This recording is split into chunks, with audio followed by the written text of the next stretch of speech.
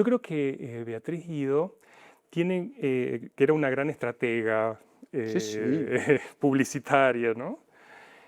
Tiene dos formas de hacerse ver, me parece. Una es el cine.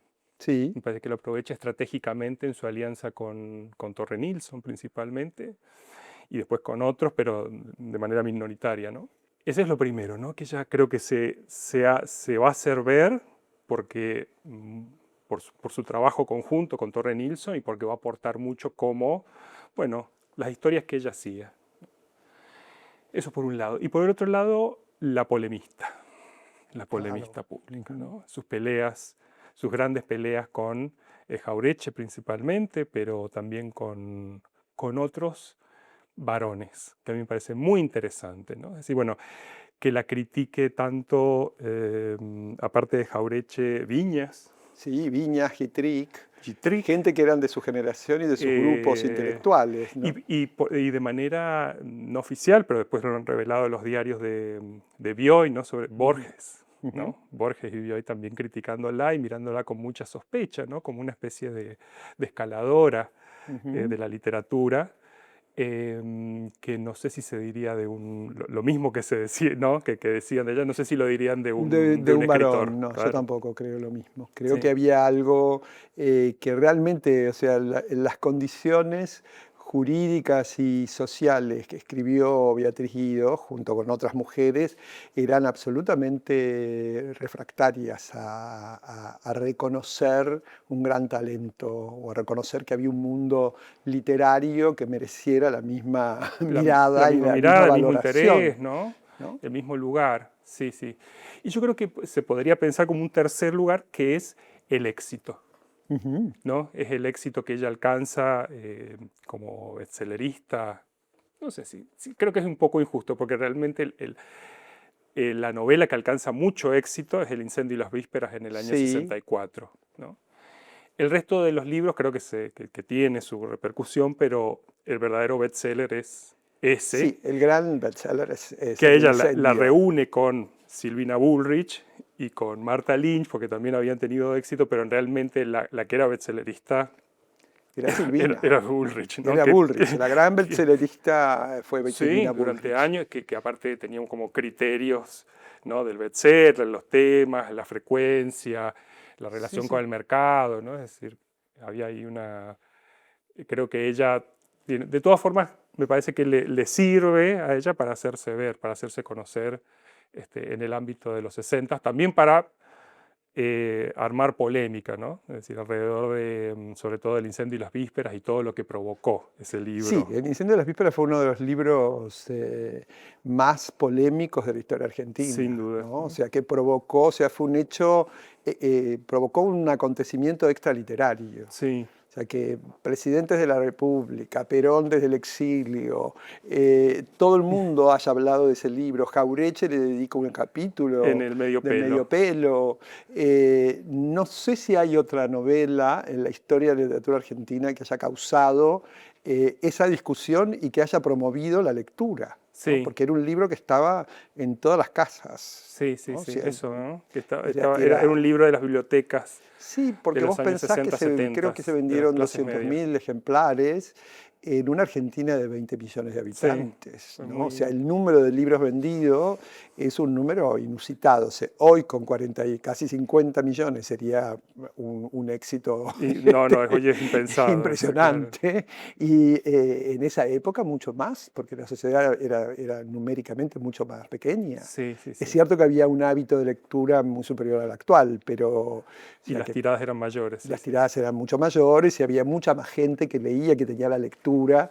Y la lectura tenía un signo de prestigio que hoy no tiene, ¿no? O sea, había mucha burguesía o personas que veían en el placer de la lectura y en el comentar lecturas una forma de ascenso social y de ubicarse Sí. en otro nivel, ¿no? Incluso, está bueno eso, incluso en los bestsellers, ¿no? Esto creo que alguna vez María Moreno, escribiendo sobre tres bestselleristas de los 60,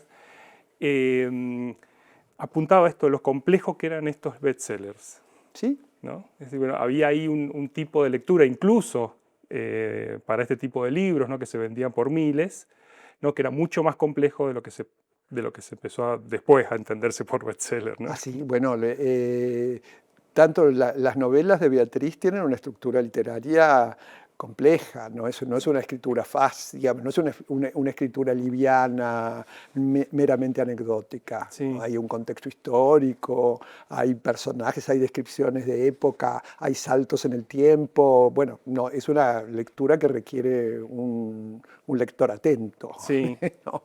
sí, sí, sí. Eh, Pero hablábamos sobre que Torre Nilsson prometió más de una vez filmar El incendio y las vísperas, y es algo que nunca se concretó. No se concretó. Yo creo que había mucho miedo. Era un tema, filmarlo en los 60, 70 hubiera sido realmente un ejercicio de riesgo enorme. Pero además, claro, también recordábamos que con Fin de Fiesta habían tenido también un problema, claro, con los conservadores. Claro, ¿no? porque cuando se estrenó la película en Mira qué 1960... pasamos por Y tu justo, libro, justo acá pasamos por ¿Quién Beatriz Guido y Fin de Fiesta con tu prólogo. Así que divina edición, además. es precioso. Y yo creo que también hay una gran singularidad en la figura de Beatriz frente a todos los otros personajes de la literatura, varones y mujeres, que es su doble condición de escritora, de narradora y guionista, ¿no? O sea, ese papel en el cine, en primer lugar, es bastante... No encuentra muchos homólogos en el cine internacional. O sea, no hay muchas Beatriz Guido en el cine norteamericano o en el cine europeo. ¿No? Bueno, algunas colaboradoras, Susi Secchi y Amico de Visconti, pero bueno, no venían de esa carga literaria. Y con esa continuidad. Y ¿no? con esa, claro. O sea, que vos pensás que casi toda su obra, menos El incendio de las vísperas, el resto de las novelas han sido llevadas al cine. Sí, sí. Y muchos de sus cuentos, Sí, mayoritariamente por Torre Nilsson, pero también Fernando Ayala hace una película de Paula Cautiva, que es un libro, un cuento de Beatriz, Convalecencia, que fue un enorme éxito en su época. Sí, sí. Y ella, además, luego que termina ese periodo, que para mí es dentro de la filmografía de Nilsson el periodo de mayor creatividad, donde Nilsson se impone internacionalmente como un gran autor de cine, son las películas basadas en los cuentos y en las novelas de Beatriz. Sí. Hay algo para mí ahí muy interesante, que como vos decís, no cuesta mucho encontrar ejemplos por fuera, ¿no? Sí. Y es que Torre Nilsson, que ya tenía varias películas hasta el año 56, que es cuando filma La Casa del Ángel, no había encontrado como una poética propia. ¿No? Es con ella que encuentra algo en lo cual ganan los dos, ¿no? Él encuentra algo muy interesante de hablar de estas familias decadentes, ¿no? En estos caserones.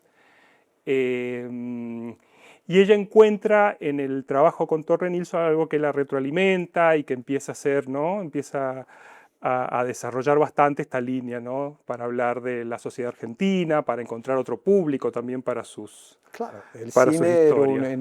en esa época, por más que no fueran películas de enorme éxito, era un difusor porque era el gran entretenimiento de todo el mundo. Sí, ¿no? sí, sí. Era lo más policlasista, el cine era realmente un entretenimiento de masas que...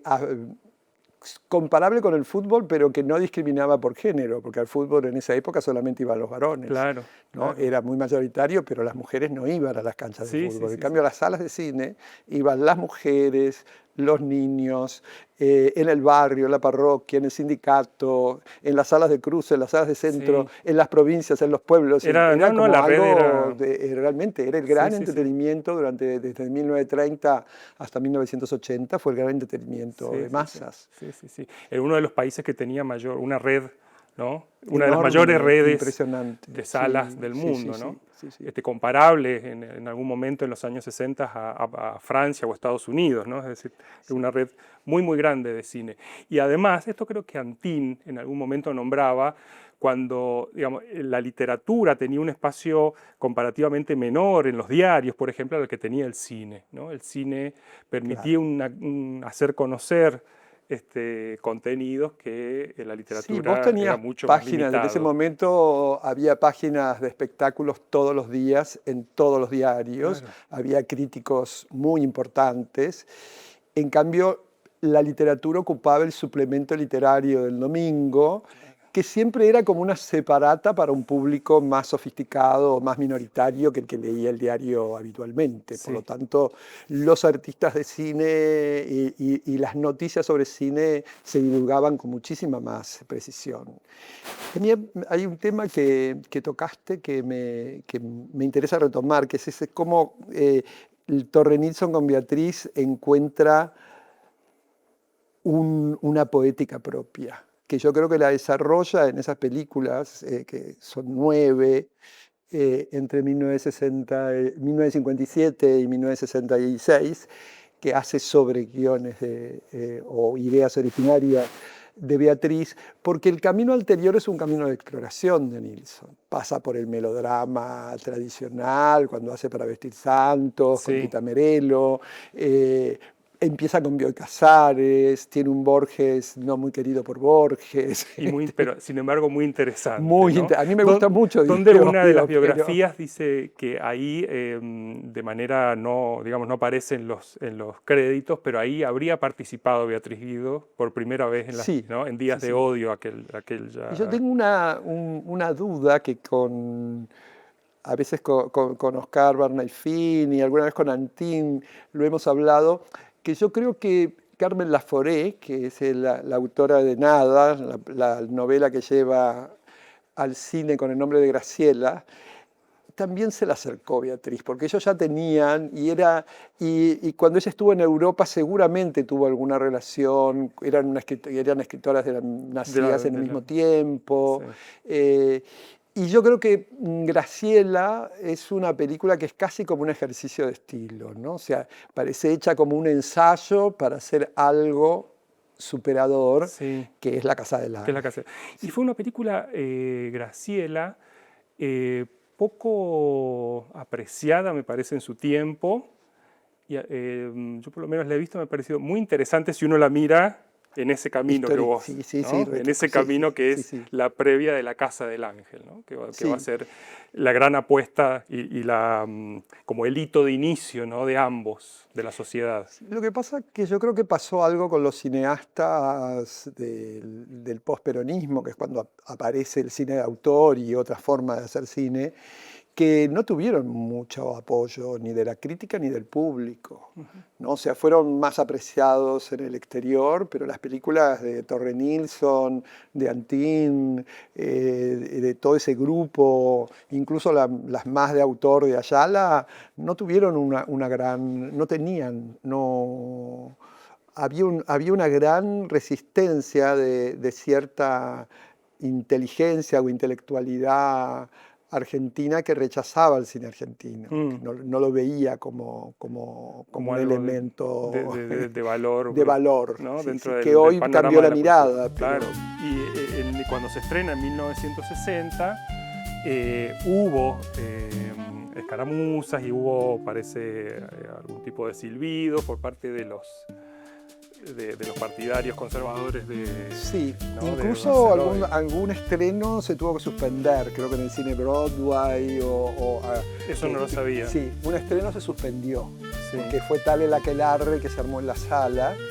Y también, no sé si lo recordás perfectamente, pero la película fue mucho, en su final, Sí. fue mucho más leve que lo que es el final del libro, Sí, ¿no? sí, sí, O sea, sí, el la libro tiene un película. contenido político donde toma a Perón como el continuador del conservadorismo de Barceló, que en la película está No, no omitido. está, no está.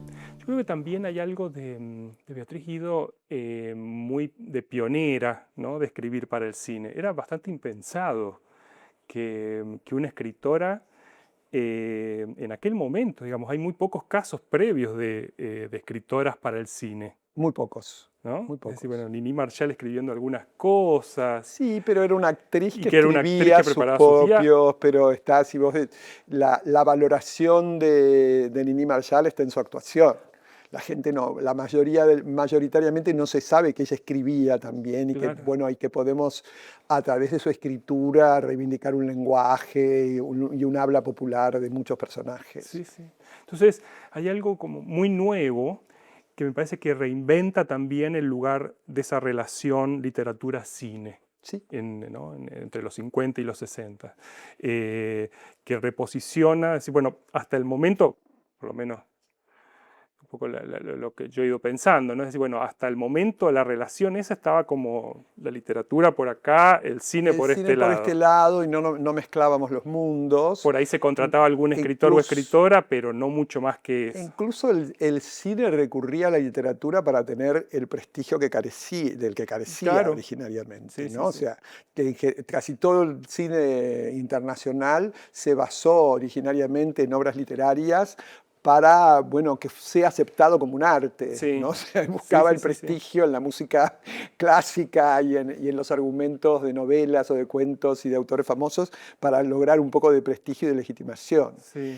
Yo creo que Beatriz además fue como la primera figura pop de Argentina, A ver, porque en realidad el pop aparece muy ligado al Ditela y en la literatura Manuel Puig, que son posteriores a Beatriz, pero ella mezcla primero la literatura con el cine, que era un arte de masas, una aparición en los medios que no era frecuente en ningún intelectual, o sea, mucho más parecida a una figura del espectáculo, sí, y un, digamos, desembosado marketing por el arte propio y por la promoción fundamentalmente de la filmografía de Torre Nilsson. sí, ¿No? Entonces, hay algo que, claro, si vos decís eso, ves las fotos de Beatriz y sostenés que pop, no, la figura, la imagen, bueno, retrotrae más a una señora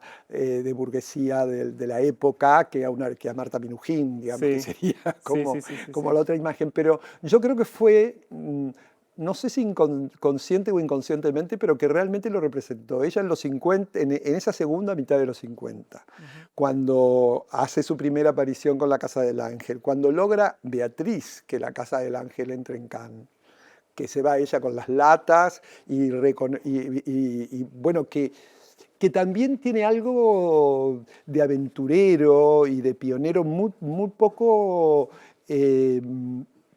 no solamente impropio de una mujer, sino impropio de de un intelectual Sí, que como Beatriz provenía de una cultura académica, sí, porque ella había pasado por la universidad, era hija de universitarios, de un arquitecto, bueno, de un intelectual y de un arquitecto muy famoso, o sea, se crió en un ambiente de artistas intelectuales, sí, de artistas e intelectuales, sí, y que tuviera ese arrojo, ¿no? sí, Se metiera, porque hoy decir viajar con una película es viajar con un sí, con un con pendrive, un con pendrive, con una exactamente. Es memoria, viajar con un sí, pendrive, con algo que no.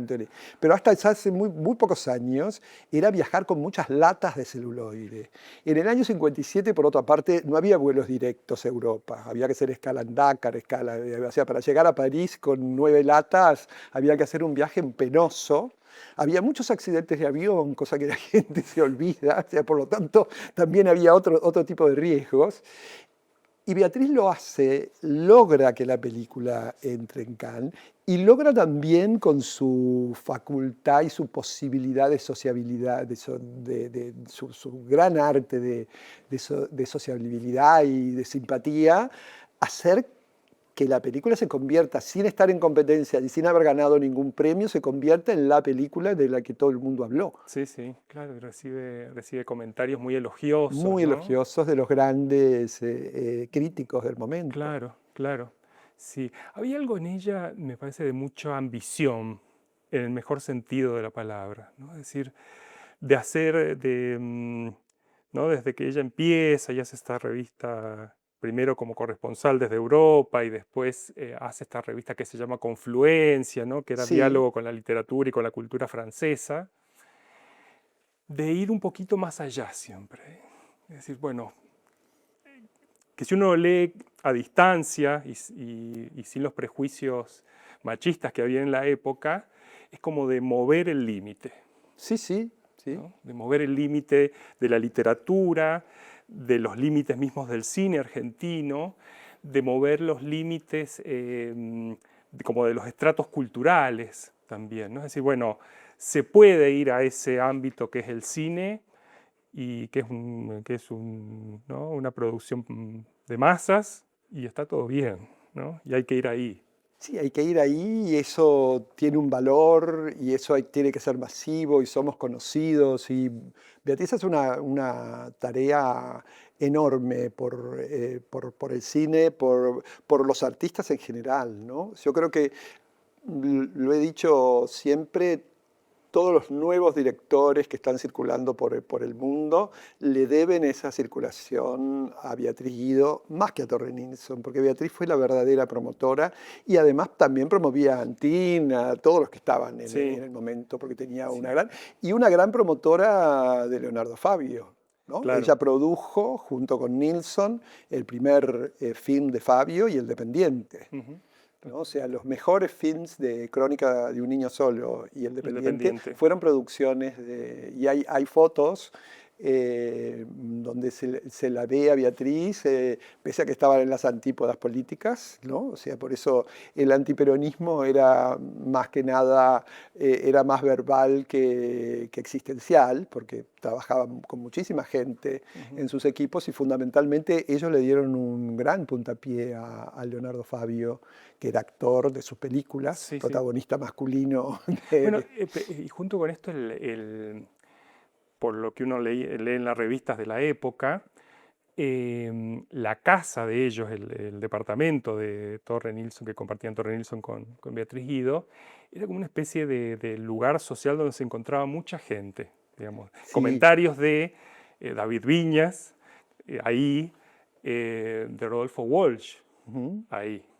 Digamos, para que uno vea como el Ah, arco sí, por supuesto, por que supuesto. podías, ¿no? Que Y estaba después ahí. con las nuevas generaciones, Ricardo Piglia tiene unas palabras muy amorosas respecto, o sea, un hombre que era bastante poco proclive a mostrar sus afectos, tiene palabras amorosas hacia Beatriz, con cómo lo recibió cuando era agregada cultural en la Embajada de España, En ¿no? España. Yo creo que fue Beatriz realmente una gran hacedora.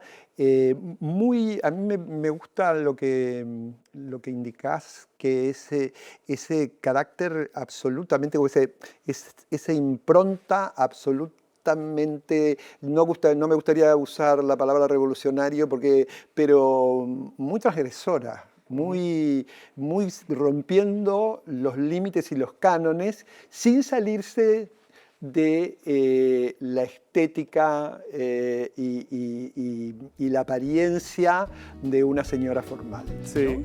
La película, vos sabés que yo no la considero una de las grandes películas de No, Nilsson. no. Me parece una película bastante que no saca todo el provecho, un poco De lo que era la novela. impostada, y no saca el provecho que tiene. Me podría parece que haber. la obra está muy por arriba. Sí, sin duda. Yo lo que siempre me pregunto por qué los productores, porque si vos pensás, El incendio de las vísperas sería una serie de Netflix extraordinaria. Buenísima. Tiene todos los contenidos, amor, torturas, Sí, sí, persecuciones, incendios, o sea, para ver una sí, gran sí, producción, sí. ya sea en formato film o en formato Claro, es una película de miniserie, pero es una gángsters y película sí, donde aparece el estudiante comunista, todos, y realmente creo que muchas veces se los dije a amigos que trabajan, sobre todo guionando para estas grandes multinacionales de contenidos, que ahí hay un mundo literario de argumentos, ¿no? Realmente excepcionales. qué bueno.